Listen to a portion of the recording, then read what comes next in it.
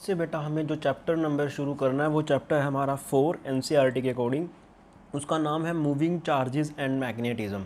Actual में ये जो चैप्टर है बेटे हमारा चैप्टर नंबर 1 था, उससे कुछ कुछ आपको उसी जैसा लगने वाला है। मैंने आपको एक बार पहले भी बताया था कि ग्रेविटेशन चैप्टर, इलेक्ट्रिक फील्ड वाला चैप्टर और मैग्नेटिक फील्ड वाला चैप्टर, मतलब ये सारे के सारे एक दूसरे से इंटरलिंक है। इंटरलिंक इन द सेंस कि आपको ऐसा लगेगा कि भाई इनमें एक ही बात बार बार रिपीट हो रही है। ठीक है, तो कैसे बेटे, हमने याद करो फर्स्ट चैप्टर के अंदर हमने इलेक्ट्रिक फील्ड नामक चीज़ पढ़ी थी। क्या पढ़ा था बेटे? इलेक्ट्रिक फील्ड पढ़ा था हमने।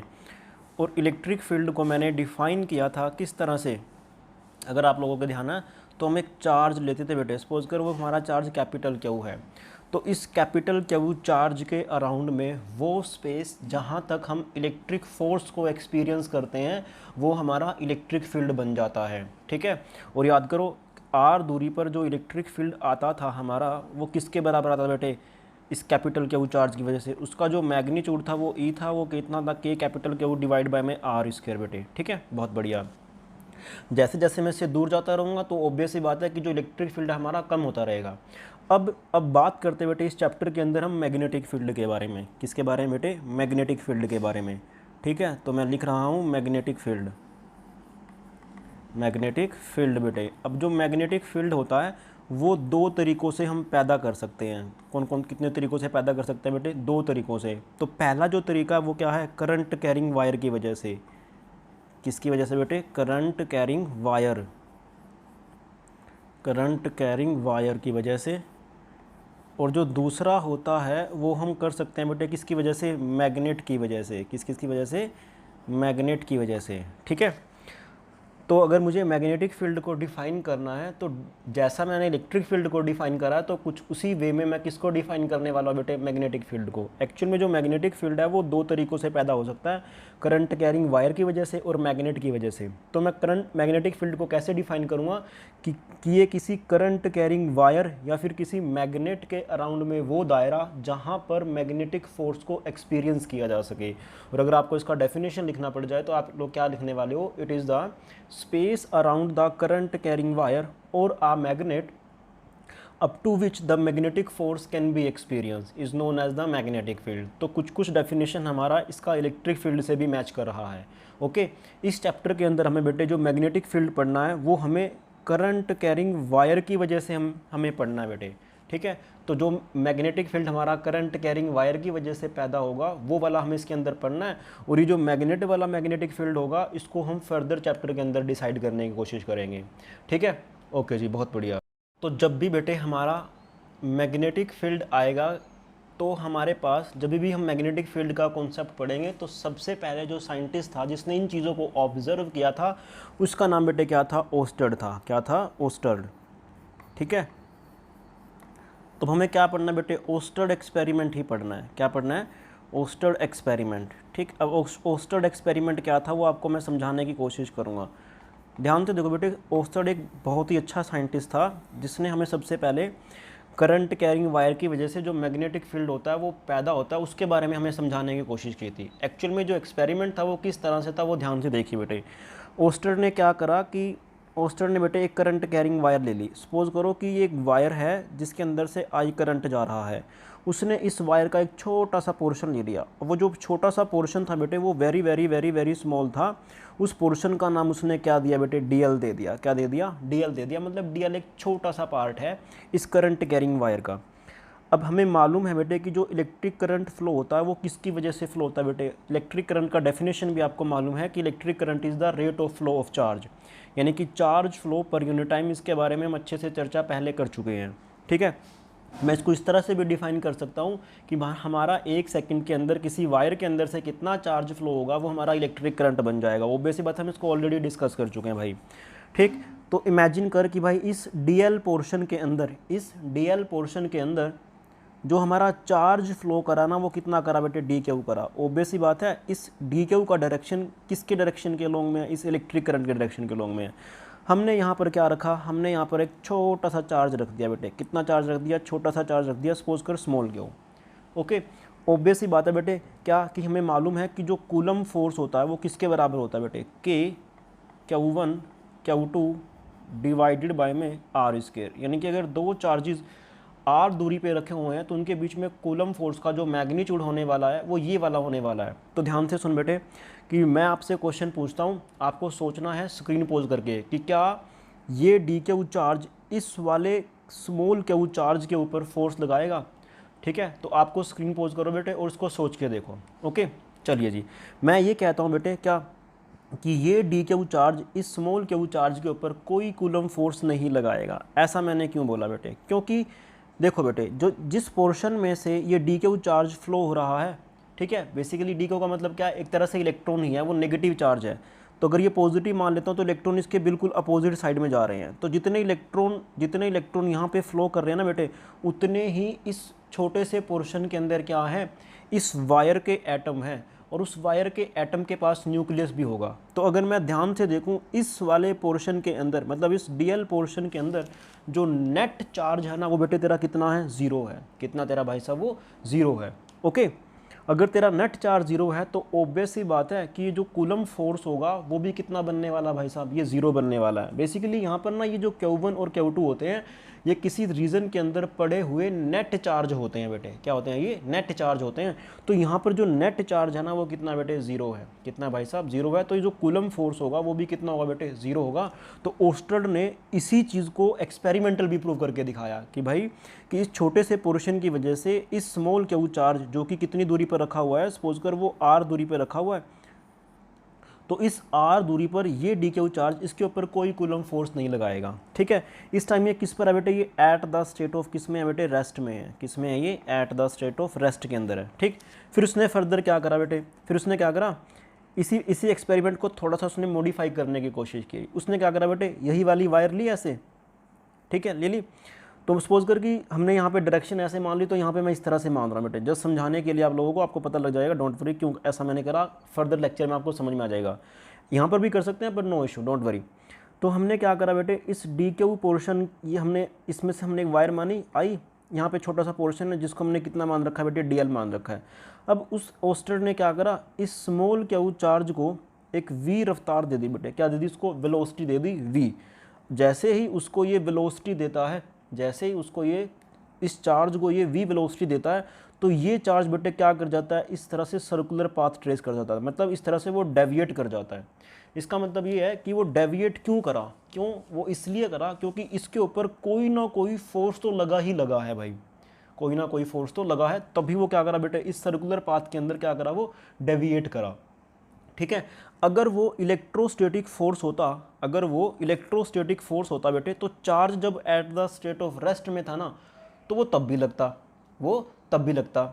बट यहाँ का मतलब ये बेटे, मेरा देखो ध्यान से सुनो, जैसे उसने उसको वी रफ्तार दी ना, इस चार्ज पार्टिकल के मोशन में आते ही इसके ऊपर बेटे एक फोर्स लगा, इसके ऊपर क्या लगा बेटे, फोर्स लगा। अब वो जो फोर्स था ना, वो इलेक्ट्रोस्टैटिक फोर्स तो बिल्कुल भी नहीं था। अगर वो इलेक्ट्रोस्टैटिक फोर्स होता तो जब तेरा charge particle in the state of rest में है ना, वो तब भी लग जाता, वो क्या करता बेटे, तब भी लगता। बट ध्यान से सुन बेटे, उसने यानी कि यहाँ पर जो फोर्स लग रहा है वो इलेक्ट्रिक फोर्स तो बिल्कुल भी नहीं है। ठीक है, उसने इस फोर्स का क्या नाम दिया बेटे, उसने इस फोर्स का नाम क्या दिया, मैग्नेटिक फोर्स दिया बेटे। क्या दिया उसने, मैग्नेटिक फोर्स दिया। अब तेरे दिमाग में क्वेश्चन आएगा, भाई ये मैग्नेटिक फोर्स ही क्यों दिया उसने, ऐसा उसने इसलिए दिया बेटे, क्यों, क्योंकि जब वो एक्सपेरिमेंट कर रहा था ना, मैग्नेटिक फोर्स तभी लगेगा, मैग्नेटिक फोर्स बेटे तभी लगेगा जब क्या होगा उसके अराउंड में बेटे, क्या होने वाला है, मैग्नेटिक फील्ड होने वाला है। क्या होने वाला है, मैग्नेटिक फील्ड होने वाला।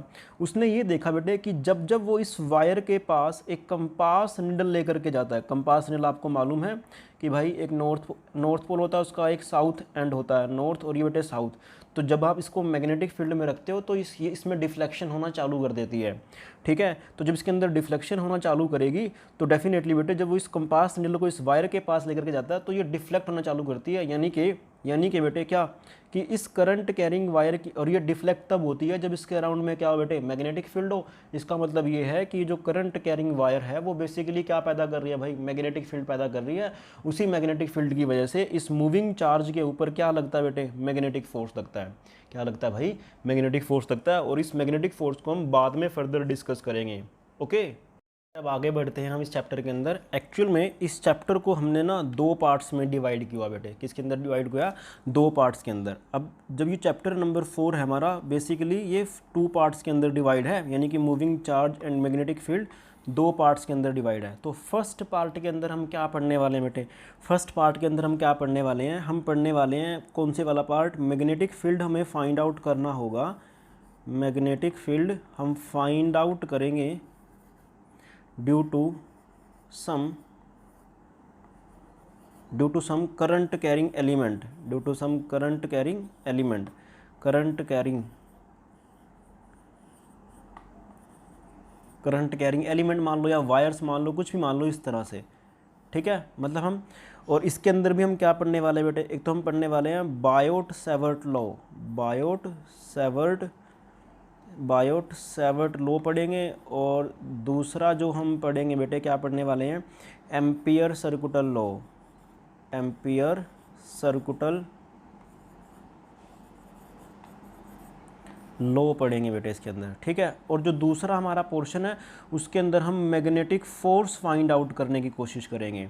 क्या फाइंड आउट करेंगे बेटे? मैग्नेटिक फोर्स, या फिर ऐसा मान ले मोशन हम पढ़ेंगे बेटे किसकी? चार्ज पार्टिकल्स की। किसकी पढ़ेंगे? Motion of the charge particles. इसके अंदर हम क्या पढ़ने वाले बेटे? Force on moving charges, force on बेटे मूविंग चार्जेस, ठीक है।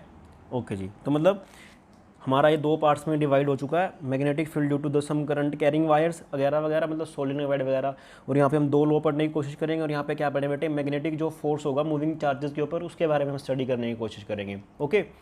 अब हमें क्या करना है बेटे? हमें सबसे पहले क्या पढ़ना है? हमें बायोट-सैवर्ट लॉ पढ़ना है कि बायोट-सैवर्ट लॉ क्या कहता है, कि बायोट-सैवर्ट लॉ क्या कहता है बेटे। हमें सबसे पहले उसके बारे में स्टडी करना है। तो इसको पढ़ने से पहले बेटे आपको ना वेक्टर्स की क्रॉस प्रोडक्ट आनी चाहिए। क्या आनी चाहिए बेटे? वेक्टर्स की क्रॉस प्रोडक्ट आनी चाहिए, ठीक है। और वो आप लोगों को अच्छे से आती है। मैं थोड़ा सा आपको इसको एक्सप्लेन करने की कोशिश करूँगा कि क्रॉस प्रोडक्ट होती क्या है। इमेजिन करो कि आपके पास बेटे क्या है? 2 वेक्टर हैं। तो ए वेक्टर हमने ये मान लिया, और ये हमने बी वेक्टर मान लिया। क्या माना बेटे? बी वेक्टर मान लिया। आपको मालूम है कि जैसे वेक्टर ये होता है, तो वेक्टर का यहाँ से लेकर के यहाँ तक ये जो लाइन सी बनी है, इसको अपन बोलते हैं वेक्टर का मैग्नीट्यूड है। ये जो एरो शो करता है उसका डायरेक्शन शो करता है, ठीक है। तो ऐसा मान ले कि इसका ये जो मैग्नीट्यूड है ए वेक्टर का, वो कितना बेटे? स्मॉल ए है। और बी वेक्टर का जो मैग्नीट्यूड है बेटे कितना? वो स्मॉल बी है। इनके बीच में एंगल कितना बेटे? थीटा है। कितना है? थीटा है। तो मैं ए क्रॉस बी को डिफाइन करता हूँ। कैसे बेटे? ए क्रॉस बी को आप डिफाइन करोगे कैसे? ए का मैग्नीट्यूड इंटू बी का magnitude into sine of theta into में एन कैप, इंटू में साइन ऑफ थीटा इंटू में बेटे एन कैप। आप लोगों को मालूम है कि जो ए बी साइन थीटा है वो क्या बेटे? ए क्रॉस बी का मैग्नीट्यूड है। एन कैप क्या बेटे? डायरेक्शन है। एन कैप किसको रिप्रेजेंट कर रहा है? एक तरह से ये यूनिट वेक्टर को रिप्रेजेंट कर रहा है। किसको रिप्रेजेंट कर रहा है बेटे? यूनिट वेक्टर को रिप्रेजेंट करता है। ये यूनिट वेक्टर है जिसका डायरेक्शन बेटे परपेंडिकुलर है। किसके? जिस प्लेन के अंदर ए और बी आपके लाई करेंगे ना, उसके परपेंडिकुलर है। और इसका जो डायरेक्शन दिया जाता है वो कैसे दिया जाता है बेटे? राइट हैंड स्क्रू रूल से। किससे दिया जाता है बेटे? राइट हैंड स्क्रू रूल बेटे, राइट हैंड स्क्रू रूल। आपको मालूम है कि कैसे करते हैं। उसके अंदर हम क्या करने वाले हैं उसके अंदर बेटे? देखो, हम जैसे हमें ए क्रॉस बी निकालना है बेटे, तो ए क्रॉस बी का मैग्नीट्यूड तो बनेगा ए बी साइन थीटा, ठीक है। और ये जो एन कैप है इसका डायरेक्शन आप कैसे निकालोगे? ये ए है, ये आपका बी है। तो मैं कैसे करने वाला हूँ बेटे? ए क्रॉस बी। तो जो थंब हमें डायरेक्शन देगा वो किसका डायरेक्शन देने वाला बेटे? इस एन कैप का। एन कैप क्या है? एक यूनिट वेक्टर है। बेसिकली इस एन कैप का डायरेक्शन बेटे उस प्लेन के परपेंडिकुलर आता है जिस प्लेन के अंदर आपके ए वेक्टर और बी वेक्टर लाई करते हैं। और मैंने इसके लिए एक स्पेशल वीडियो बना रखा है, अगर आपको अच्छे से डिटेल में देखना है तो उसके अंदर आपको मालूम पड़ेगा कि जो ए क्रॉस बी होता है बेटे, बेसिकली ये एरिया वेक्टर देता है। ए क्रॉस बी क्या करता है बेटे? आपको एरिया वेक्टर देता है। किसी प्लेन फिगर का। और आपको मालूम है कि जो एरिया है वो एक तरह से वेक्टर क्वांटिटी है। अब एरिया भी हमारा दो तरीके से हो सकता है, प्लेन फिगर का और एक क्लोज फिगर का। ये सब चीज़ें मैं डिस्कस कर चुका हूँ। तो ये जो हमें एरिया देता है बेटे, किसका देता है? प्लेन फिगर का देता है। किसका देता है? प्लेन फिगर का देता है। और आपको मालूम है कि प्लेन फिगर का जो एरिया होता है उसमें जो डायरेक्शन आता है उसको हम एक यूनिट वेक्टर से रिप्रेजेंट करते हैं, और वो यूनिट वेक्टर एरिया के प्लेन के परपेंडिकुलर होता है। तो वही कहानी है बेटे यहाँ पर, ठीक है। अगर जिसको अच्छे से देखना है तो वो वाली वीडियो देख लेना बेटे, डोंट वरी, ठीक है। वो वहाँ पे मैंने इसको एक्सप्लेन कर रखा है वेक्टर्स के अंदर, जिसको अच्छे से जाना है। अब थोड़ा सा मैं प्रैक्टिस करवा देता हूँ आप लोगों को। सपोज कर बेटे, अब ना इसके अंदर मैं थोड़े से नोटेशन लेकर के चलता हूँ बेटे। नोटेशन इन द सेंस, अगर मैं इस तरह से डाल रहा हूँ, क्रॉस डाल रहा हूँ बेटे, तो इसका मतलब ये है कि जो भी मान लो मैंने डाला बेटे, क्रॉस डाल दिया, ए है, ए वेक्टर है बेटे, वो मैंने ऐसे डाल दिया। इसका मतलब ये है कि जो ए वेक्टर है ना वो इस वाले प्लेन के अंदर की तरफ है। मतलब इस वाले प्लेन के कैसे बेटे, वो अंदर की तरफ है। और अगर मान लो मैंने ऐसे डाल दिया, डॉट डाल दिया इसके बीच में, तो मतलब ए जो वेक्टर बेटे वो बाहर की तरफ है, उसका जो डायरेक्शन है कैसे है, वो बाहर की तरफ है, इस वाले प्लेन के परपेंडिकुलर है। समझ पाए होंगे आप होप अच्छे से, ठीक है। जैसे मान लो बेटे क्या है कि मैं आपको ना प्रैक्टिस करवाने की कोशिश करता हूँ कि बी वेक्टर आपका ये है, कौन सा भाई? बी वेक्टर आपका क्या बेटे, ये वाला है।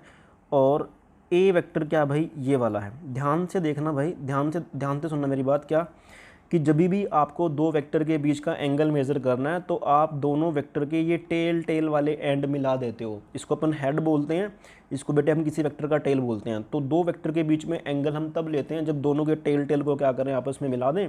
और ये जो हेड होते हैं इसको क्या बोलते हैं बेटे? हेड बोलते हैं, ठीक है। तो ध्यान से सुनो, मैंने दोनों के टेल मिला दिए। इसका मतलब ये है कि जो बी वेक्टर है बेटे वो इस तरफ है और ए वेक्टर है आपका इस तरफ है। तो मुझे निकालना है ए क्रॉस बी। क्या निकालना है बेटे?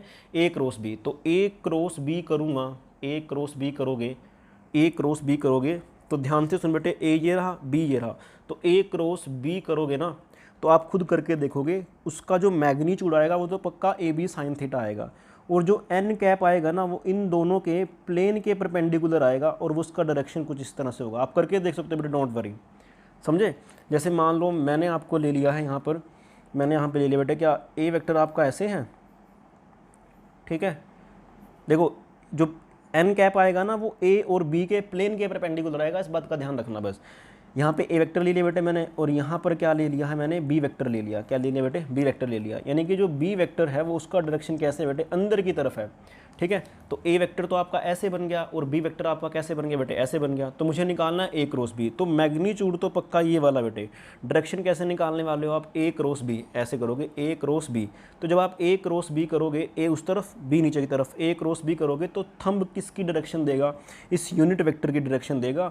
और वो डायरेक्शन कैसे है बेटे? बिल्कुल इसके परपेंडिकुलर है। मतलब ये एन कैप उसका ऐसे आने वाला है। एक यूनिट वेक्टर है जो हमें ए और बी की डायरेक्शन देने वाला है। ओके, होप आप लोग ये चीज़ अच्छे से समझ में आई होगी। एक आध एग्जांपल और देख ले भाई, जैसे अपनी तरफ से करके देखना कि मान लो मैंने ये ले लिया भाई, आपके पास क्या ए वेक्टर ले लिया ऐसे मैंने, और ये तो आपका क्या है बेटे? ए वेक्टर है। क्या ये आपका ए वेक्टर है, ये वाला। और ये जो मैंने बनाया है आपका क्या बेटे? ये बी वेक्टर है। तो आपको निकालना बेटे ए क्रॉस बी। क्या निकालना है? ए क्रॉस बी। तो शायद ये तो वापस ये बन गया ना, नहीं वापस क्यों बना भाई? देखते हैं। देखो आपका ए ऐसे है, बी आपका बेटे ऊपर की तरफ है। तो ए क्रॉस बी करोगे तो ए क्रॉस बी के परपेंडिकुलर बेटे एक वेक्टर आएगा जिसको अपन क्या बोलेंगे? एन क्या बोलेंगे। और उसका डायरेक्शन हमारा कुछ इस तरह से होने वाला है। उसका डायरेक्शन हमारा बेटे कुछ इस तरह से होने वाला है। होप आपको ये चीज़ समझ में आई होगी, ठीक है। तो जितना आप इसका प्रैक्टिस करोगे उतना ही आपके लिए बेनिफिशियल होगा। तो ए क्रॉस बी किसको डिफाइन करता है बेटे? A B sine theta. Basically वो प्लेन फिगर को, अगर उसका सिग्निफिकेंस देखना तो वो प्लेन फिगर को डिफाइन करता है। एन कैप क्या? एक यूनिट वेक्टर है जिसका डायरेक्शन ए और बी के प्लेन के परपेंडिकुलर होता है। ओके, इसके बाद बेटे जो हमें डिस्कस करना है वो करना है बायोट सेवर्ट लॉ। तो मतलब हम इस चैप्टर का जो फर्स्ट पार्ट है वो डिस्कस करने की कोशिश कर रहे हैं, जिसमें बायोट सेवर्ट लॉ आएगा, फिर उसका एप्लीकेशंस आएगा, फिर एम्पियर सर्कुलर लॉ आएगा, फिर उसका एप्लीकेशन आएगा। ओके, तो सबसे पहले हम बायोट सेवर्ट लॉ डिस्कस कर रहे हैं। और ये आसान सा, इसके अंदर ये कहना क्या चाहता है उसको थोड़ा सा ध्यान से सुना बेटे। चीज़ बहुत आसान सी है। अगर आपको इलेक्ट्रिक फील्ड वाला चैप्टर आता है तो आपको ये वाला चैप्टर भी आता है बेसिकली, ठीक है। तो कोई कन्फ्यूज़ होने वाली बात ही नहीं है भाई इसके अंदर, बहुत आसान से चैप्टर है ये। अब ध्यान से सुनो, बायोट सेवर्ट लॉ क्या कहता है। सपोज कर बेटे, मान लो कि बेटे ये करंट कैरिंग वायर है जिसके अंदर से करंट फ्लो कर रहा है आई। हमने क्या करा, हमने ना एक छोटा सा पोर्शन ले लिया बेटे इस वाली वायर का, ये छोटा सा पोर्शन ले लिया बेटे, जिसको मैंने लास्ट टाइम किससे रिप्रेजेंट करा था बेटे, बेसिकली डीएल से। किससे रिप्रेजेंट करा था? डीएल से। ये बहुत छोटा सा पोर्शन है, एक्चुअल में ना ये वेक्टर क्वांटिटी है बेटे। क्या ये वेक्टर क्वांटिटी है? ये जो डीएल आपका इस तरह से है। अब अगर वेक्टर क्वांटिटी है तो डेफिनेटली इसका डायरेक्शन भी होगा। तो इसका जो डीएल का डायरेक्शन माना जाता है वो किसके अलोंग माना जाता है बेटे? जो डायरेक्शन हमारे करंट का बनता है वही डायरेक्शन हम किसका मानते हैं? इस डीएल का मानते हैं। अगर मैं इस आई की मल्टीप्लाई, मतलब करंट की मल्टीप्लाई इस डीएल से कर देता हूँ तो इसको अपन बोलते हैं बेटे क्या? Current element. क्या बोलते हैं इसको बेटे? करंट एलिमेंट बेटे, ठीक है। तो इस करंट एलिमेंट की वजह से, यानी कि इस छोटे से पोर्शन की वजह से अगर मैं एक दूरी बनाता हूँ बेटे, सपोज कर आपने क्या बना दी? ये आर दूरी बना दी बेटे। क्या बना दी? आर दूरी बना दी यहाँ से, ठीक है। सपोज कर ये आर वेक्टर है, बेसिकली इसका पोजीशन वेक्टर ये वाला है, ऐसे ही आर वेक्टर मान लो इसको आप, ठीक। ओके जी, बहुत बढ़िया। ये हमारा क्या बन जाएगा? आर वेक्टर बन जाएगा। दूरी कितनी है? आर है। डेफिनेटली इसमें कोई शक वाली बात नहीं है। तो ये डी एल ये वाला वेक्टर हो गया बेटे, ये आर वेक्टर ये हो गया। तो बायोट-सैवर्ट लॉ कहता है क्या? कि इस छोटे से डीएल एलिमेंट की वजह से, मतलब छोटे से पोर्शन की वजह से आर दूरी पे जो मैग्नेटिक फील्ड पैदा होगा, मैग्नेटिक फील्ड पैदा होगा बेटे, वो किसके बराबर होगा? वो मैग्नेटिक फील्ड पैदा होगा आप किसके बराबर बेटे? डीबी के बराबर। किसके बराबर बेटे? डीबी के बराबर। अब जो जैसे हम इलेक्ट्रिक फील्ड को ई से लिखते हैं ना, तो वैसे ही बेटे मैग्नेटिक फील्ड को हम किससे लिखते हैं? बी से लिखते हैं। किससे लिखते हैं बेटे? बी से। अब इस छोटे से पोर्शन की वजह से जो स्मॉल अमाउंट में मैग्नेटिक फील्ड पैदा होगा उसको मैंने कितना लिखा बेटे? डीबी। ये बराबर होगा, ध्यान से सुनना, जस्ट एक फॉर्मूला है, ये बराबर होगा बेटे किसके? Mu naught by 4 pi, mu naught by 4 pi into में आई इंटू 10 देखना ध्यान से सुनो बेटे, D L cross R, I into D L cross R divided by में आर वेक्टर के मैग्नीट्यूड का क्यूब। होप आपको कि ये चीज़ समझ में आई होगी। मतलब कि बेटे एक जस्ट फॉर्मूला है, mu naught by 4 pi. Mu naught by 4 पाई क्या बेटे? एक कांस्टेंट है। आई क्या है? इलेक्ट्रिक करंट जो इसके अंदर से फ्लो कर रहा है। डीएल क्या बेटे? ये छोटा सा करंट एलिमेंट है। क्रॉस आर, आर क्या बेटे? आर वेक्टर, मतलब ये जो है डीएल की और आर की क्रॉस प्रोडक्ट है। म्यू नोट बाय 4 पाई क्या बेटे? कांस्टेंट है। एक्चुअल में जो ये म्यू नोट है ना, इसको अपन क्या बोलते हैं बेटे? इसको अपन बोलते हैं क्या? Magnetic permeability of the free space. तो इस म्यू नोट को क्या बोलते हैं बेटे? मैग्नेटिक परमेबिलिटी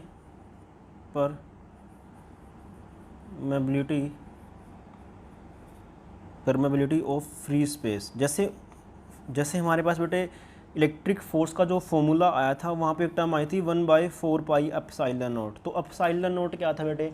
वो क्या था बेसिकली? वो था आपके पास क्या? Electric permeability of the free space. ये क्या बेटे? म्यू नॉट क्या है? Magnetic permeability of the free space, ठीक है। अब इस dB का जो डायरेक्शन होगा बेटे, आप कैसे निकालोगे? DL क्रॉस R करके, मतलब इन दोनों वेक्टर्स की क्या कर दो बेटे? क्रॉस प्रोडक्ट कर दोगे। तो यानी कि अगर मैं इस टाइम इसका डायरेक्शन चेक करना चाहता हूँ तो DL तेरा ये रहा है, R वेक्टर बेटे तेरा ये रहा है। तो अगर मैं DL क्रॉस R करूँगा तो आपके पास कुछ इस तरह से आएगा, DL क्रॉस R। तो जो हमारा थंब है वो नीचे की डायरेक्शन में है, तो इस वाले पॉइंट पे जो मैग्नेटिक फील्ड होगा वो कितना होगा बेटे? क्रॉस होगा, मतलब अंदर की तरफ होगा, जो उसका n कैप होने वाला है। ओके, होप आपको की चीज़ समझ में आई होगी। इस म्यू नोट बाय 4 पाई को बोलते हैं magnetic permeability of the free space. ध्यान से सुन, ये जो म्यू नोट बाय 4 पाई होता है, इसका जो वैल्यू होता है बेटे वो कितना होता है? ध्यान से देख, वो कितना होता है? वो होता है आपके पास कितना? 10⁻⁻⁷। अब जो मैग्नेटिक फील्ड है, हम इसका यूनिट लिखना है बेटे, तो कैसे लिखोगे? ऑब्वियसली बात है भाई, ध्यान से देख कैसे लिखने वाला हूँ मैं। इसका यूनिट लिखने वाला हूँ बेटे कहाँ से? इस वाले तरीके से। अब जो मैग्नेटिक फील्ड होता है ना, उसका जो यूनिट होता है वो होता है टेस्ला। मैग्नेटिक फील्ड का जो यूनिट है बेटे, मैग्नेटिक फील्ड का जो यूनिट होता है वो क्या होता है बेटे? टेस्ला होते हैं। टेस्ला, टकला नहीं, टेस्ला। ओके, तो उसको अपन लिखते हैं किससे? टी से। जैसे इलेक्ट्रिक फील्ड का यूनिट क्या है? न्यूटन पर कूलम। तो ऐसे ही मैग्नेटिक फील्ड का यूनिट क्या है बेटे? टेस्ला। उसको हमने किससे लिखा? टी से।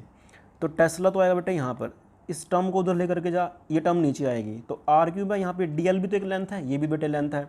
तो ऊपर बना लेंथ का स्क्वायर, नीचे बना बेटे लेंथ की क्यूब, ठीक है। तो ये उधर जाएगा तो ये बनेगा लेंथ की क्यूब डिवाइडेड बाय में लेंथ का स्क्वायर। तो क्या बचा बेटे आपके पास, लेंथ बच गया, लेंथ का यूनिट होता है मीटर, टेस्ला मीटर। और ये जो करंट है बेटे वो नीचे आएगा तो करंट का यूनिट होता है एम्पियर, तो टेस्ला मीटर पर एम्पियर क्या बन जाएगा उसका भाई, यूनिट बन जाएगा किसका, न्यू नोट बाय 4 पाई का यूनिट बन जाएगा। ओके, होप आपको ये चीज़ समझ में आई होगी। बेसिकली म्यू नोट बाय 4 पाई का यूनिट लिखा ना मैंने, तो 4 पाई तो वैसे भी कांस्टेंट है। तो और दूसरी बात यह है कि अगर आपको क्वेश्चन के अंदर म्यू नोट का वैल्यू लिखना पड़ जाए तो आप कितना लिखते हो, वो लिखते हो बेटे 4 पाई इंटू में 10⁻⁷ टेस्ला मीटर पर एम्पियर भी आप इसको लिख दोगे। ओके, तो कंफ्यूज नहीं होना इसके बीच में। बहुत बढ़िया। इसका बेटे डायरेक्शन लिखना है, इस मैग्नेटिक फील्ड का डायरेक्शन तो मुझे मालूम है नीचे की तरफ है डीएल क्रॉस। अगर मैं इसका मैग्नीट्यूड लिखना चाहूँ तो बेटे मैग्नीट्यूड किसके बराबर होगा, इस डीबी का जो मैग्नीट्यूड होगा वेरी वेरी स्मॉल होगा, ऑब्वियस ही बात है। तो म्यू नोट बाय 4 पाई, देखो आई यहाँ पर बेटे डीएल का मैग्नीट्यूड कितना है, डीएल है, आर का मैग्नीट्यूड कितना बेटे, आर है, तो ए क्रॉस बी कितना होता है, ए बी साइन थीटा, तो डीएल इंटू आर इंटू में साइन थीटा बन गया, डिवाइडेड बाय बेटे आर वेक्टर का मैग्नीट्यूड कितना बेटे, इसका क्यूब है तो नीचे ही आ गया आपके पास। इसको जब अपन सोल्व करेंगे तो डीबी का जो मैग्नीट्यूड आने वाला है वो किसके बराबर आने वाला है बेटे, यहाँ पे आर है, नीचे कितना है, आर की क्यूब है, तो वो आर स्क्वायर बच जाएगा। तो कितना बचा बेटे, mu naught by 4 pi I D L into में sine of theta divided by में आर स्क्वायर आ जाएगा उसका। ठीक है, होप आपको ये चीज़ समझ में आई होगी अच्छे से। ठीक, बहुत बढ़िया, शाबाश। अब इस मैग्नेटिक फील्ड का बेटे जो डायरेक्शन है ना, हम वो दो तरीके से निकाल सकते हैं। ऑब्वियस सी बात है कि डीएल क्रॉस आर करके निकाल सकते हैं। ओके, एक रूल और होता है बेटे, वो ना आप हायर स्टडी में पढ़ोगे, हालांकि आपने में भी पहले पढ़ रखा हो, उसको अपन बोलते हैं right hand palm rule. Right hand palm rule, तो मैं इसको लिख देता हूँ बेटे, राइट हैंड पाम रूल बेटे। अब राइट हैंड पाम रूल क्या है, इसको आप लिख लेना, आपके काम आएगा। इससे आप आसानी से निकाल दो बेटे डायरेक्शंस किसका, मैग्नेटिक फील्ड का। कैसे, आप क्या करते हो बेटे, आपका ये जो थंब होता है ना, ये आपको करंट का डायरेक्शन देता है। किसका देता है बेटे, डायरेक्शन। पाम इसको बोलता है बेटे, बेसिकली किसको बोलता है, इस चीज़ को जो हमारा हैंड का ही चीज़ होता है इसको अपन पाम बोलते हैं। तो जो थंब होता है हमारा वो आपको करंट का डायरेक्शन देगा। आपको क्या करना बेटे, अपना पाम देखो, अपना पाम क्या करना, देखो अगर मान लो ये आपका है इस तरह से भाई साहब, राइट हैंड पाम रूल में क्या बेटे कि आपका जो थंब होगा वो बेसिकली आपको करंट का डायरेक्शन देगा। आपकी जो ये वाली फिंगर है ना, आपको उस पॉइंट की तरफ रखनी है जहाँ पर आपको मैग्नेटिक फील्ड फाइंड आउट करना है। तो जो डायरेक्शन हमारा पाम का बनेगा वही डायरेक्शन किसका बन जाएगा, मैग्नेटिक फील्ड का। जैसे यहाँ पे चेक कर कि अगर तू ऐसे जा रहा है तो करंट तेरा ऊपर की तरफ जा रहा है बेटे, तो पॉइंट इस वाले पॉइंट को मैंने कहाँ रखा, जहाँ पर मुझे मैग्नेटिक फील्ड फाइंड आउट करना था। तो आपका पाम कहाँ पर है बेटे, नीचे की साइड में है, तो मतलब आपका पाम कहाँ है, नीचे की तरफ है। तो जो मैग्नेटिक फील्ड का डायरेक्शन होगा वो भी कहाँ पर होने वाला है बेटे, नीचे की तरफ होने वाला है। कहाँ होने वाला भाई साहब, नीचे की तरफ होने वाला है। जैसे फॉर एग्जाम्पल बेटे कि मैं अगर पॉइंट ले लेता हूँ यहाँ पर आप पॉइंट मान लो, ठीक है, तो उस वाले केस में क्या होगा बेटे, और करंट तेरा ऊपर की तरफ ही जा रहा है, करंट तेरा क्या बेटे, ऊपर की तरफ ही जा रहा है। तो करंट का आप अगर आप डायरेक्शन लोगे तो आपको ये लेना पड़ेगा, ये वाला जो पॉइंट होगा वो किस तरफ होगा बेटे, जिस पॉइंट पर आपको मैग्नेटिक फील्ड का डायरेक्शन बताना है। तो मैंने इसी तरह से करा बेटे। अब ध्यान से देखो कि करंट का डायरेक्शन तो कौन दे रहा है भाई, इलेक्ट्रिक करंट दे रहा है। ये वाला जो टिप्स है, फिंगर ये वाला टिप्स है, इसका इस तरफ है, तो जो आपका पाम है किस तरफ है भाई, ऊपर की तरफ है। तो यहाँ पर जो मैग्नेटिक फील्ड का डायरेक्शन आएगा वो कैसे आने वाला भाई, ऊपर की तरफ आने वाला है। और वैसे भी अगर तुझे डीएल क्रॉस आर से करके निकालना तो आपके पास बेटे इसको आप आर वेक्टर बना लो, इसको ऐसे क्या बना लो बेटे, इसको आर वेक्टर बना लो। ये आपका क्या है, ये डीएल वेक्टर है। तो जब आप डीएल क्रॉस आर करोगे, देखो डीएल क्रॉस आर वो भी किसकी तरफ आएगा, ऊपर की तरफ आएगा। तो मेरा कहने का ये मतलब है कि आपको अगर मैग्नेटिक फील्ड का डायरेक्शन निकालना है तो आप दो तरीक़ों से निकाल सकते हैं। एक तो डीएल क्रॉस आर करके निकाल सकते हैं, और दूसरा क्या भाई साहब, राइट हैंड पाम रूल करके भी निकाल सकते हैं। ओके, बहुत बढ़िया। तो बेटे क्वेश्चन दिया गया, इसके ऊपर हम एक आधा क्वेश्चन कर लेते हैं कि कैसे हमने इसके क्वेश्चन करने होते हैं। आपको बेटे ये दे रखा है कि भाई ये आपके पास एक्स एक्सिस है और ये क्या भाई सभी आपके पास एक्स एक्सिस है, ये क्या है, वाई एक्सिस है। तो यहाँ पर ना एक करंट एलिमेंट रखा हुआ है जिसका जो मतलब करंट एलिमेंट मतलब बेसिकली डीएल है, डीएल है बेटे। और ये वायर है आपकी एक तरह से, इस वायर में से जो करंट जा रहा है वो करंट जा रहा है बेटे कितना, 10 एम्पियर। बेसिकली एनसीईआरटी क्वेश्चन है, 10 एम्पियर जा रहा है बेटे। बहुत बढ़िया, शाबाश। अगर इसमें से करंट जा रहा है 10 एम्पियर तो डेफिनेटली इस डीएल का डायरेक्शन बेटे कैसे बनना चाहिए, राइट साइड में बनना चाहिए, जो कि हमारा डीएल वेक्टर होगा। हमें क्या फाइंड आउट करना है, इस डीएल का जो मैग्नीट्यूड दे रखा है वो आपको दे रखा है बेटे 1 सेंटीमीटर। कितना दे रखा है? 1 सेंटीमीटर, यानी कि 1 सेंटीमीटर मतलब 10⁻⁻2 मीटर। तो फर्स्ट ऑफ ऑल आपको सबसे पहले तो स्टैंडर्ड यूनिट में कन्वर्ट करना होता है बेटे, सभी जो भी आपको दे रखा है गिवन है। ओके, बहुत बढ़िया। हमें क्या करना है, हमें इस वाले पॉइंट के ऊपर, इस वाले पॉइंट के ऊपर मतलब वाई एक्सिस जो कितनी दूरी पर है बेटे, वो है आपके पास 0.5 मीटर पर दिया हुआ है। तो आपको इस करंट कैरिंग एलिमेंट की वजह से, जिसका जो डीएल है वो इस डायरेक्शन में है और वाई है बेटे आपका इस डायरेक्शन में, तो आपको इस करंट कैरिंग एलिमेंट की वजह से यहाँ पर मैग्नेटिक फील्ड फाइंड आउट करना है। तो डेफिनेटली अपन किसका यूज़ करने वाले बेटे, जब हमें करंट कैरिंग एलिमेंट मतलब स्मॉल से पोर्शन की वजह से मैग्नेटिक फील्ड फाइंड आउट करना होता है, तो हम लोग किसका यूज़ करते हैं भाई साहब, हमेशा ही यूज़ करते हैं हम किसका, बायोट-सैवर्ट लॉ का। और बायोट-सैवर्ट लॉ में जो मैग्नीट्यूड आता है मैग्नेटिक फील्ड का, वो किसके बराबर आता है बेटे, μ0/4π IDL sin θ × में r²। ध्यान से देख, डीएल के बीच में और इसके बीच में बेटे ये हमारा आर वेक्टर बन जाएगा ये बेसिकली। तो इन दोनों के बीच में कितना एंगल है, 90। तो साइन 90 कितना होता है भाई, साइन 90 होता है हमारे पास कितना, 90 डिग्री 1 होता है।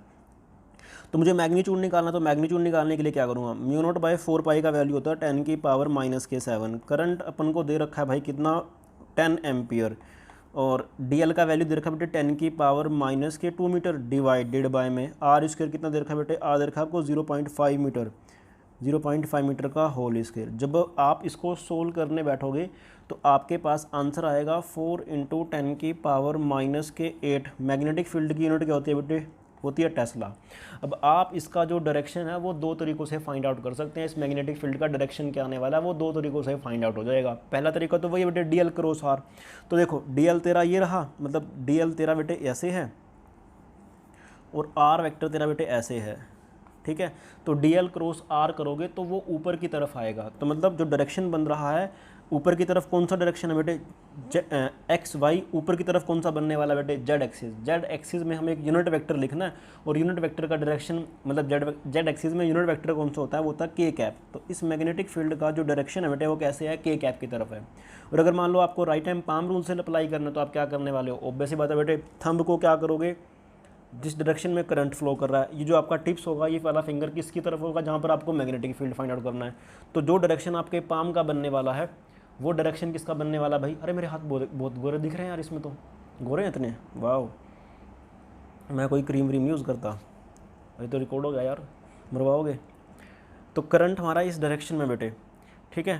तो ऊपर की तरफ है क्या पाम, तो हमारा जो डायरेक्शन बनने वाला है स्मॉल से मैग्नेटिक फील्ड का वो कैसे बनने वाला भाई, ऊपर की तरफ बनने वाला है, जो कि मैंने उसको पहले भी निकाल करके आपको दिखा दिया था।